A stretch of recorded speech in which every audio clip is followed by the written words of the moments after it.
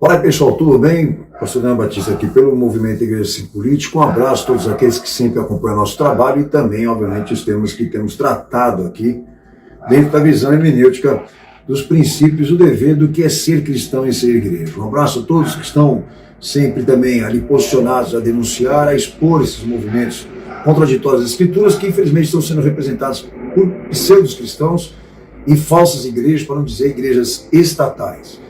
Não se esqueça que nós estamos ali pela igrejasempolitica.org, dentro do site está todo o acervo doutrinário de orientações que vocês precisam para a pauta e também a oportunidade de que vocês possam estar dentro do campo virtual do site se manifestando em relação a esses fatores. Tá? Fatores que esse nome, obviamente, vou usar aqui nesse vídeo para trabalhar os aspectos dessa fé e dessas contradições ao mesmo tempo. Tá bom? Então, meu tema hoje aqui foi o posicionamento do Lula em pedir uma igreja sem partidos e também um Estado laico. Você acredita? Bom, talvez o sentimento que esteja aí em relação a isso, dentro de você, seja como o que está dentro de mim agora. Estamos cansados, de repente, de ficar falando a mesma coisa e coisas que são meio que óbvias, né? Em relação não só aos políticos, como também em relação àqueles que são da igreja política. Mas, em compensação, é muito importante vocês saberem aqui que a manifestação tem que ser feita, o trabalho tem que seguir. Esses apontamentos precisam, na verdade, serem exercidos. Nós temos que identificar quem são os hereges e aqueles que são, obviamente, ou que estão na condição de agentes infiltrados dentro da igreja. Porque esse é o trabalho administrativo de quem serve a Cristo. Agora, que realmente esse sentimento dentro de nós não nos canse, não nos fadigue de servir a Cristo, porque é muito importante que a obra dele seja defendida. É um apelo que eu faço para todos vocês. Então, nosso tema hoje é esse, é meio que óbvio, né, o comportamento dele, como também dos demais, mas nós vamos apresentar aqui quais são os propósitos e os objetivos. Bom, os meus propósitos com esse tema é interpretarmos aqui a doutrina política, porque aí há uma compreensão, porque ela é assim, porque o político é assim, ou porque quem faz política age dessa forma, né? Quando faz triunfar a hipocrisia, a astúcia, como também a força da influência, né?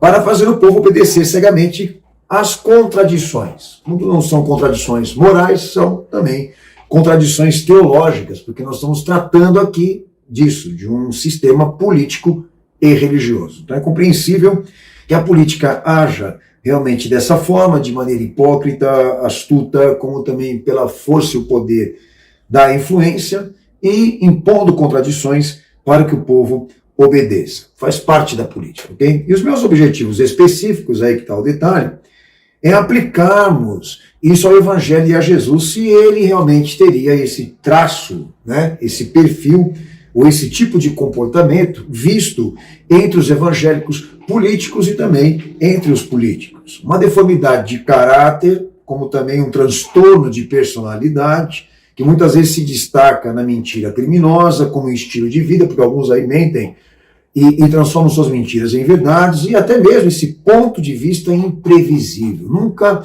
existe um posicionamento concreto e absoluto das coisas, sempre de um lado e de outro, corre para cá, corre para lá, e eu até vejo isso por aqueles que são pastores e políticos, pelas igrejas políticas. Então, o interesse aqui realmente é aplicarmos essa conduta política, ou fazendo política dentro, né, desse perfil ou tipo de comportamento contraditório no Evangelho e em Cristo. Será que Jesus realmente teria essa posição ou esse perfil, assumiria esse tipo de comportamento, quando não muito hipócrita, astuto, quando não muito usando de influências, porque política é influência, é usurpação da opinião, ok, senhores? Então a gente vai trabalhar alguns detalhes sobre isso aqui. Então notem vocês que segue uma ciência, não segue a ideia e o pensamento meu, mas uma ciência de identificações de conteúdo, para se tratar esse tema, e inclusive também esse contraste, né,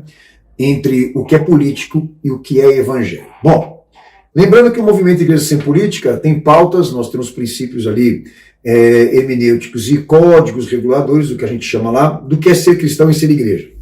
Está destacado, alinhado ao pensamento messiânico de Jesus, ao que foi visto na escritura da vida dele, esses 3 princípios.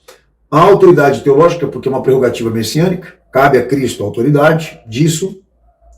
A unidade instrumental do serviço cristão, que quem provê o método, a inspiração e os princípios é o próprio Cristo, provê a igreja, né? Esses códigos reguladores, não cabe à igreja, mas cabe a ele, ok? E o terceiro princípio hermenêutico, que é o modelo do governo eclesiástico, onde existe ali na era primitiva, no início da igreja, representado por homens que ele escolheu e também discipulou, o modelo da igreja que é visto como histórico e ininterrupto. Então esses três princípios que eu narrei aqui são métodos aplicáveis para os nossos dias e para as igrejas posteriores, que quer dizer que aquilo que foi revelado na pessoa de Cristo e na primeira igreja serve de modelo para as demais que nesse momento estão desprezando, obviamente, e ignorando. Tá bom? Então entra no site e, obviamente, estude, tire as conclusões, faça a sua reflexão.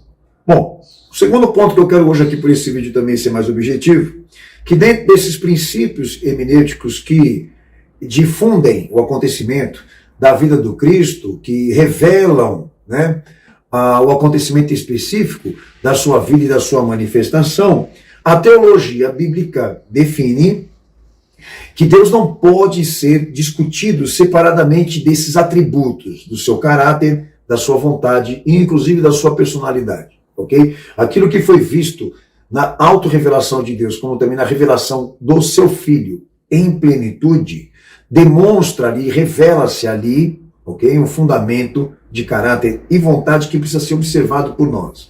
Então Deus, sendo um agente moral, ele possui um caráter e uma vontade que traz qualidades e descrições que expressam corretamente quem é ele. E aí, dentro desse estudo e identificações, é visto ali o quê? Que no caráter e na vontade desse Deus, desse Cristo que se fez Jesus, que é chamado pela teologia vontade decretiva, ok? Ali existem três importâncias e elementos de definição que expressam adequadamente quem é esse Deus.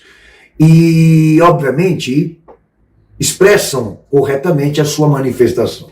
3 pontos. Primeiro, Deus é livre, que quer dizer que Deus nunca está debaixo de uma influência ou de influência alguma.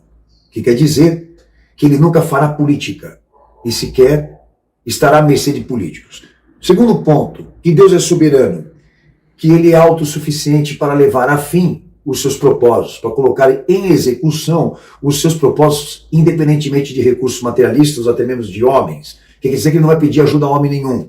Então nunca ele também fará política e nunca fará alianças com políticos. Terceiro ponto importante também sobre o caráter e a vontade desse Deus, a sua imutabilidade, que quer dizer que nele não há variações. Ele nunca será da direita, ele nunca será da esquerda, ele nunca será do centrão. Ele sempre será ele mesmo. Ele é o alfa, o ômega, o princípio e o fim. Aquele que era e aquele que era, aquele que é e aquele que sempre será. Ok? Então dentro destas descrições e atribuições de caráter e vontade, de atributos específicos desse Deus, que o expressam corretamente, como eu falei aqui, não se conjuga o termo política e político nisso. Fato. Em quem Deus atuar, em quem ele se manifestar, não pode interferir no seu caráter e na sua vontade. Eu digo, se Deus tiver em um propósito, a sua vontade não pode ser alterada, ela não pode ser interferida, porque o princípio segue como modelo. Bom, analisando os traços desse caráter e dessa conduta desse Deus, agora em esfera messiânica, acontecimento de encarnação, acontecimento histórico, porque Jesus desceu aqui desencadeando tudo isso para nós, ok? Então vejam só vocês, dentro dessa análise desses traços de atributos, não caberia certas atitudes vistas em homens, nessa unidade instrumental de Cristo, que foi imposto à igreja como dever cristão. Características vistas em homens, inclusive políticos, que muitas vezes mostram até fraqueza, o mau caratismo, né? Exemplo de características que não podem ser de forma nenhuma concebidas nesse Deus. A mentira que desconsidera os fatos, né? Inclusive, a ambição desmedida, a arrogância, a vaidade, o individualismo, a dissimulação, o cinismo, a manipulação por meio de comportamentos, uso de linguagem, né, que está como estratégia em alguns dos evangélicos políticos para alcançar um benefício próprio, para alcançar um propósito próprio, e isso aqui também, o ponto de vista imprevisível. Quando que Deus muda de opinião? Quando que Deus se desloca de um lado para o outro, alimentado por interesses? Vejam só vocês. Quando que Deus ele pode representar uma contradição? Um descontrole de análise? Quando ele não tem uma escolha, uma opinião definida, absoluta, porque Deus é absoluto. Então a observação que eu faço aqui é que dentro dessa análise de traços de caráter e conduta messiânica, que expressam corretamente esse Deus, chega a essa conclusão que Jesus jamais aceitaria assumir algum propósito ou manter uma relação com qualquer coisa ou alguém que não leve as descrições dos seus propósitos, como também cumpra as implicações da moral, da fé e do seu caráter. Ele pediu à igreja para assumir a cruz, ou seja, como termo de incorporação, como conteúdo de incorporação, negando a si mesmo, ou seja, a ordenança, a implicação daquilo que ele cumpriu é que a igreja siga o seu exemplo de caráter, de personalidade, de conduta, de normas e dever. Bom, isso é uma coisa óbvia. Então vejam só vocês, que se nós formos levar em julgamento, né, essas análises, esses traços do caráter, da vontade desse Deus, de como ele atua dentro do cenário humano, com exigências e implicações, jamais ele conceberia algum projeto, algum plano que envolvesse alguma destas fraquezas e mau caratismo que a gente vê entre evangélicos políticos e também em políticos. Jamais ele conceberia um plano, um propósito da qual estivessem dentro desses cenários católicos, espíritas, uma visão interreligiosa, quando não muito imoral, iníqua, porque se tratam de pessoas que, na verdade, já têm currículo e antecedentes, até de julgamento, até antecedentes criminais. Então, eu só estou dando exemplos, que se forem feitos realmente esses levantamentos de conduta, norma, moral, princípios, não salva ninguém, caramba. Começando pela direita agora, que o povo evangélico está apoiando, que leva como presidente eleito por Deus um católico e um homem que já foi casado mais de uma vez. Para não falar do Lula lá atrás, que também tinha os mesmos comprometimentos. Como que Deus vai assumir a frente de usar uma coisa que não tenha harmonização e alinhamento com os seus atributos? Fala sério acreditar num negócio desse, mas é o que está sendo vendido para o povo evangélico. Você não é obrigado a acatar e aceitar o que eu estou falando, mas você precisa provar pelas escrituras o contrário. Você tem a tua opinião, mas a tua opinião não vale nada para prescrever fé. Nem a minha, nem a tua, nem a de ninguém. Porque nós estamos tratando teologia aqui, não política. Mas vejam só vocês, que o termo político, né, que se trata de gestão, como também política, que se trata de influência e manipulação, de opinião, esses termos não se conjugam, não se harmonizam e se conjugam dentro dessa teologia bíblica. Tá bom? Bom, daí o que acontece? Aparece Lula, agora nesse atual cenário político, que ele na condição de ex-presidiário tenta se reeleger de novo, isso é ser político, tá bom? E em discurso lá no Vale do Anhangabaú, dia 20/8 agora, ele se posicionou a querer dizer publicamente que ele é a favor da igreja sem partido e pede também que o Estado seja laico e critica a igreja que tem feito do púlpito um palanque político, o uso político da fé, inclusive também os interesses de ganho por votos, né? Uso de dinheiro ilícito, uso lucrativo, em questão de votos e também apoio político. Bom, agora se a gente fizer uma retrospectiva desse governo, desse homem, do que ele foi lá atrás, é uma coisa meio óbvia, porque o que ele está, na verdade, agora pedindo, ele nunca quis. Por quê? Porque Lula, quando esteve no governo, ele usou a igreja também, não só para ele, como também para Dilma, e inclusive também dos mesmos instrumentos que Bolsonaro está usando agora para comprar pastores. Porque no governo Lula, ele deixou registrado no seu histórico, né, no seu DNA político, deixou ali registrado benefícios que ele direcionou à igreja como negociação de voto. Por exemplo, ele sancionou a lei, na época em que ele foi presidente, que garante personalidade jurídica às organizações religiosas, e isso em 2003. A partir de agora, é livre o direito de criar uma igreja e praticar uma religião, disse Lula. Então, a nova lei faz correções jurídicas no Código Civil, permitindo que as igrejas deixassem de ser simples entidades de classe e cada igreja pudesse fazer valer o seu próprio estatuto, tá bom? E note vocês, eu estou falando isso não requerendo nada disso. O presidente Lula também sancionou a lei que cria o Dia da Marcha para Jesus em 2009. Em cerimônia reservada, os representantes das principais denominações evangélicas que estavam presentes lá, Igreja Universal do Reino de Deus, Assembleia de Deus, Renascer em Cristo, Sara Nossa Terra, Igreja Batista. E antes de começar o evento, a reportagem relata que os pastores evangélicos oraram pela saúde da Dilma, que na época era ministra. Então, note vocês que aqueles que estão xingando ele agora receberam esse benefício dele enquanto ele era presidente. Lula também aprovou em 2010 o Estatuto Jurídico da Igreja Católica. Isso aqui foi uma coisa histórica, né? E no acordo, o Brasil reconhecia a Igreja Católica, daria à Igreja Católica o direito de desempenhar sua missão apostólica, protegendo o patrimônio histórico e cultural da Igreja Católica e reconhecendo a Igreja Católica como personalidade jurídica das instituições eclesiásticas nos termos da legislação brasileira. O que ele fez foi, na verdade, dar à Igreja Católica todos os bens culturais, e inclusive 20 estatutos da Constituição que dá direito a ela, inclusive, de colocar os soldados dela aqui nesse país, se você não sabe.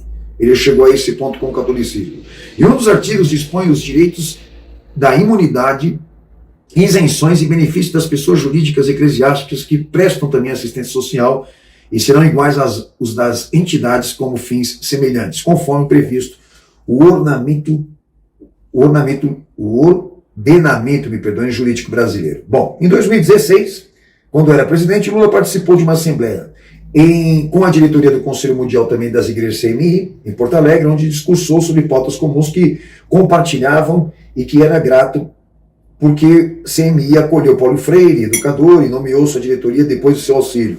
Depois que foi solto, ele voltou a encontrar com a diretoria da CMI em 2020, em Genebra, e essas reuniões contaram com a participação de representantes da Federação Luterana Mundial, a LWF, da Aliança ACT, da Aliança Mundial das Igrejas Reformadas, e algumas dessas entidades também foram citadas em atas do Fórum de São Paulo. Aí vocês vão entrar lá, na verdade, em 10 minutos e vão ver que eu desdobrei lá esse acontecimento do sistema político religioso, que no fundo tem muita coisa para falar sobre isso, do que a esquerda e a direita se assemelham nesses pontos com a visão supranacional que é a ONU. Tá bom? Dá esse espaço mais se orienta. Em compensação, eu sigo aqui com essas contradições. Aí no governo Dilma, em 2013, foi concedido também passaportes diplomáticos a líderes evangélicos, como Edir Macedo, sua esposa, Universal do Reino de Deus, que renovaram o passaporte deste período, pois eles possuíam esse passaporte diplomático desde o governo Lula em 2006. Samuel Ferreira e sua esposa Keila Ferreira, da Assembleia de Deus Madureira, R.X. Soares e sua esposa também, da Igreja Internacional Na Graça, Valdemiro Santiago e sua esposa também da Igreja Mundial, passaporte diplomático. O crime teológico compensa. Dilma também ratificou uma medida provisória em 2015 que perdoa as multas de 200 milhões de reais aplicadas à Receita Federal a igrejas evangélicas. O Senado terá a missão de discutir em breve o fim da isenção dos impostos a qualquer templo religioso, como é permitido pela lei. Isso na época da Dilma. Então notem vocês como que ele usou a igreja. Agora ele chega e diz, eu não preciso da igreja, a igreja não pode ser palanque eleitoral e o Estado tem que ser laico. Por quê? Porque ele está usando isso como forma de constranger a direita, que tem a maior concentração de evangélicos hoje. Eu me refiro ao Bolsonaro. E detalhe, de evangélicos que estão apoiando o Bolsonaro, que apoiaram Lula, que receberam benefícios dele e que agora, nesse momento, Lula é o diabo, que é o que exatamente ele fala em sua defesa, né? Agora, notem vocês nesse jogo, né, de interesse, de benefícios, esse jogo político, porque política é isso. Aonde Jesus se encaixa nisso, senhores? Eu não preciso nem de fundamentação de princípios e normas administrativas do que é ser uma igreja, só pelo detalhe do caráter, da análise dos traços da conduta, de como essas atitudes elas estão focadas em defender, em proteger interesses, para não falar das imoralidades, etc. Como Jesus se encaixa nisso? Aí, detalhe, Aí aparece o Silas Malafaia, né? Falando do evento da Anhangabaú em São Paulo, no dia 20 de agosto, quando Lula discursou.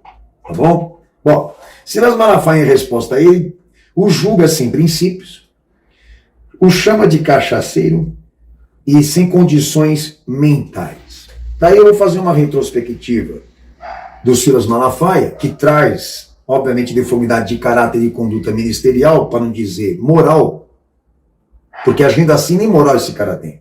Mas em compensação, ele é pastor. Já o outro é político, eu entendo que ele age assim. Mas esse aqui se julga pastor, servo de Cristo e um líder da igreja. Vejam só vocês. Ele representou Lula de 2003 até 2010. Foi conselheiro econômico e social do governo Lula junto com o pastor Nilson Fanini. O que fez o Silas mudar de ideia? Daí foram lá, né, entrevistar quais seriam essas razões do Silas Malafaia.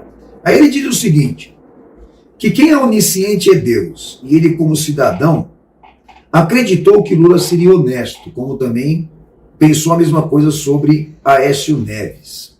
Que ele quer dizer que essas escolhas que ele fez de apoiar Lula foi dentro do exercício da cidadania. Esse cara tá de brincadeira. Sério, não é possível que ele acredite que o povo realmente aceite, concorde com essa posição. Tendo em vista que está muito claro que o presidencialismo de coalizão que ele representa defende os seus interesses. Mas, em compensação, né, ele quer fazer todo mundo acreditar que essas escolhas e todo esse trabalho que ele fez a Lula naquele período que ele faz para o Bolsonaro agora, foi dentro de um exercício de cidadania. Não. Não, porque quando ele fala em favor de algum partido, em favor de algum presidente, ele fala usando autoridade eclesiástica. Ele toma decisões na condição de um líder da igreja. Ele usa a igreja, ele o faz de maneira ministerial. Ele usa o nome de Jesus, porque para Lula e para Bolsonaro, ele fez declarações proféticas em favor dos dois lados, da esquerda e da direita. Recentemente, para o Bolsonaro, ele disse o seguinte: quero declarar em nome de Jesus que você irá marcar este país e que os inimigos vão cair. Inimigos, que ele diz, Lula, que ele recebeu benefícios fiscais, elegeu políticos, defendeu interesses financeiros de suas empresas, e o que ele fez com a esquerda, ele está fazendo com a direita.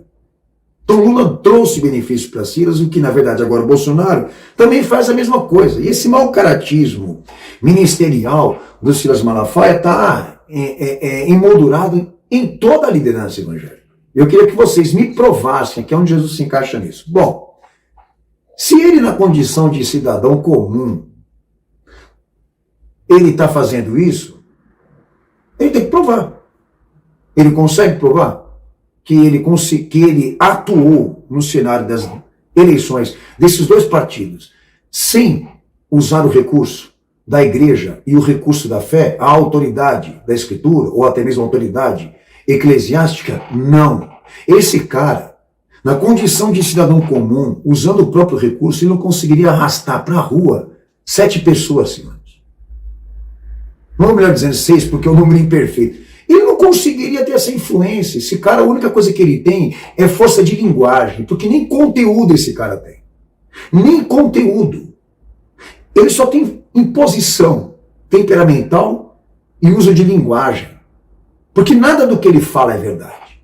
Tudo que ele fala é codificado. Mas notem vocês, ele na condição de cidadão comum teria esse poder de influência para eleger um presidente com aquilo que ele consiste no seu próprio eu, do que ele leva como pessoa cidadão comum. Ele não exerce cidadania, ele usa a igreja, ele faz declarações, ele profetiza, ele elege esses homens em nome de Cristo, e esse cara vai me dizer que ele está fazendo cidadania. Você está de brincadeira. Agora vejam bem vocês, essa canalice ministerial, ela está alimentada por muitas pessoas como você que está me ouvindo agora. E por covardia, cumplicidade, falta de coragem, muitas vezes também por pressão econômica, por pressão de mercado, se rende a esses apelos, se rende a essas mentiras. Agora, eu queria entender onde Deus se encaixa no caráter e na personalidade desse homem, na sua atuação ministerial, porque não tem nada pessoal com ele, no que ele faz em nome de Jesus, ok? Está sendo julgado aqui. Aonde Jesus se encaixa nisso aí? Quando que você viu Jesus atuar ministerialmente assim quando ele esteve aqui? Que papo é esse? Que conversa que é essa? Mas em compensação, o inimigo que ele tenta derrubar agora, ele elegeu lá atrás. Ele fala que todo mundo erra nas suas escolhas. Só, detalhe, que ele diz que o Espírito Santo usa ele e usa a autoridade da igreja para fazer esses processos eleitorais, esse presidencialismo de coalizão, que ele está usando agora exatamente para Bolsonaro. Bolsonaro, que nesse momento agora usa da mesma estratégia para ter os evangélicos do seu lado, e não me vem aqui esse papo furado de que está alinhado às suas propostas de governo, de que esteja alinhado à sua moralidade, aos valores, à ética, não. O mesmo esquema de governo do Lula com os evangélicos, de dar benefícios a essas igrejas, Bolsonaro também está usando. Vejam bem vocês. Bolsonaro também sancionou a lei que isenta templos de impostos do ICMS de qualquer culto até 2032. Tá? Bolsonaro também beneficia igrejas e canais aliados com mudanças nas regras de televisão por assinatura. Os canais de TV aberta, onde as igrejas realizam seus programas, são oferecidos de graça junto com qualquer pacote assinado. Olha que bonzinho. Bolsonaro permite perdão de 1,4 bilhões em dívidas de igreja. Em 2019, a Receita Federal já havia afrouxado as obrigações fiscais de igrejas. E você sabe quais são, tá? Bolsonaro amplia isenções de impostos previdenciários para salários de pastores e outros ministros religiosos. Bolsonaro que deu, a indicação evangélica a Mendonça. Lembra do Mendonça? Que agora diz o terrivelmente evangélico que o Silas Malafaia não mais o aceita, mas lutou para reelegê-lo e foi indicado por toda a patota da liderança evangélica, que representa 80% hoje da política desse país, senhores.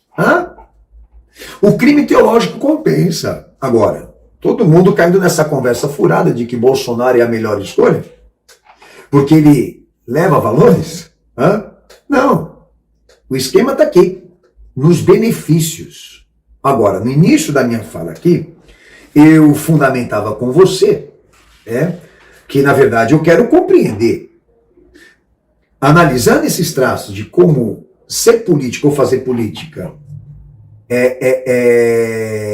expõe, essa conduta ou forma de caráter, de mentir, de ser ambicioso, arrogante, vaidoso, individualista, dissimulado, cínico, manipulador, por uso de linguagens e comportamentos, criando estratégias para interesses próprios, até empresariais, num ponto de vista imprevisível, uma hora da esquerda, uma hora da direita, sem uma análise bíblica, sem uma fundamentação e uma hermenêutica escriturária fundamentada em Jesus e no seu messianismo, de opinião contraditória, aonde Deus se aplica ao caráter, à forma ministerial, à vida ministerial desses indivíduos. Porque ser político, eu entendo Lula, eu entendo Bolsonaro, que uma hora está na igreja evangélica, outra hora está na macumba, caramba, está na igreja evangélica, está na igreja católica. O que eles vão buscar entre os evangélicos, eles vão buscar nas outras religiões. Mas como que esses pastores atuam debaixo desse mesmo padrão de caráter e deformidade, e diz que Deus está à frente deles, por um propósito que defenderá a igreja de Cristo na terra? Vocês estão de brincadeira comigo. Aonde? Não tem materialidade.